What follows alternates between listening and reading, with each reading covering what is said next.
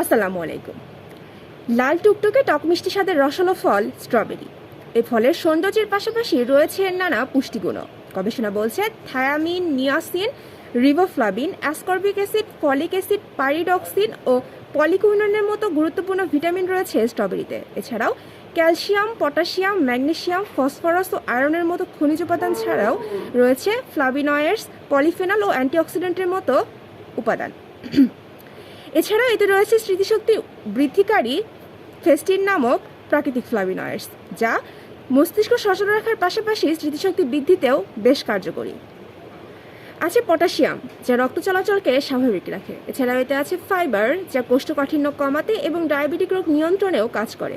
এছাড়াও ম্যাঙ্গানিজ ও ক্যালসিয়াম হাড়ের স্বাভাবিক বৃদ্ধি বজায় রাখতে সাহায্য করে।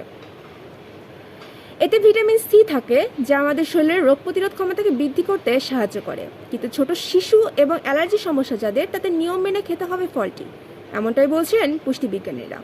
প্রিয় দর্শক, আজ এ পর্যন্তই। এতক্ষণ আপনাদের মূল্যবান সময় নিয়ে আমাদের সাথে থাকার জন্য ধন্যবাদ।